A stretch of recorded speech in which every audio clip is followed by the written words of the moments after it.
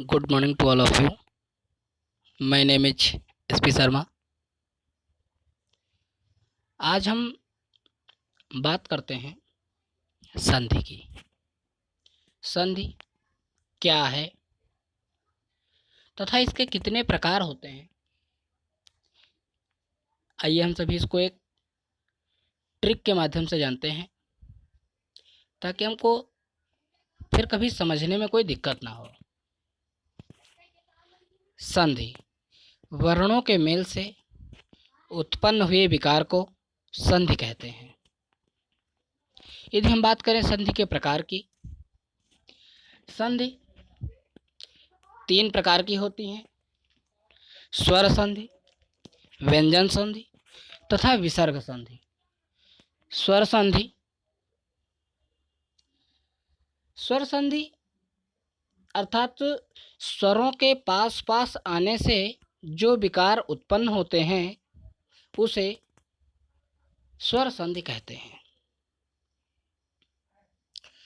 स्वर संधि के भेद, स्वर संधि के मुख्यतः 5 भेद हैं: दीर्घ स्वर संधि, गुण स्वर संधि, वृद्धि स्वर संधि, यण स्वर संधि, अयादि स्वर संधि। इसे हम सामान्य भाषा में या सामान्य तरीके से दीर्घ संधि, गुण संधि, वृद्धि संधि, यण संधि तथा अयादि संधि के नाम से भी जानते हैं। आइए सीरियल वाइज देखते हैं। सबसे पहले स्वर संधि। स्वर संधि का पहला पार्ट दीर्घ स्वर संधि।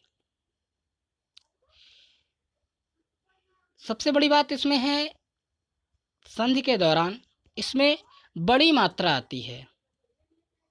जैसे यदि हम इसकी परिभाषा देखें, जहाँ छोटा आ बड़ा आ से परे छोटा आ बड़ा आए, छोटी ई बड़ी ई से परे छोटी ई बड़ी ई आए, छोटा ऊ बड़ा ऊ से परे छोटा ऊ बड़ा ऊ आए, तो दोनों के मिलन से एक दीर्घ स्वर बनता है, जैसे बड़ा आ, बड़ी ई, बड़ा ऊ आदि।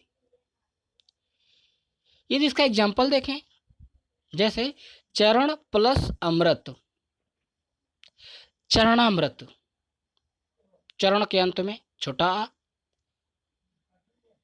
तथा अमृत के पहले अक्षर पर छोटा आ, छोटा आ तथा छोटा आ के संयोग से बड़ा आ उत्पन्न हुआ। देव प्लस आलय इक्वल टू देवालय।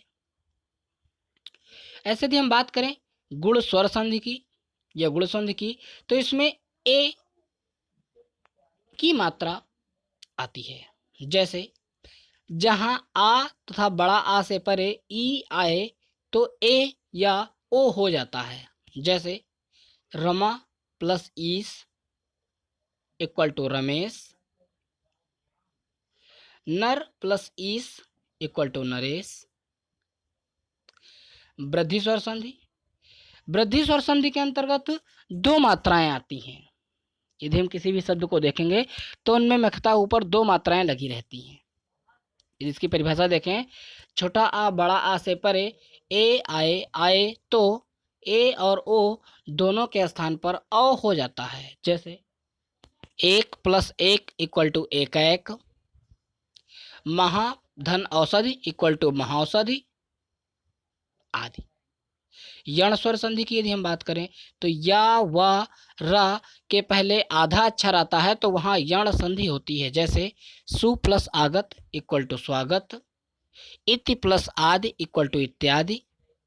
अयादि स्वर संधि, अयादि संधि के शब्दों में ए आए ओ आदि की मात्रा नहीं आती है तथा यह छोटे अक्षर होते हैं। जैसे पवन, नयन आदि।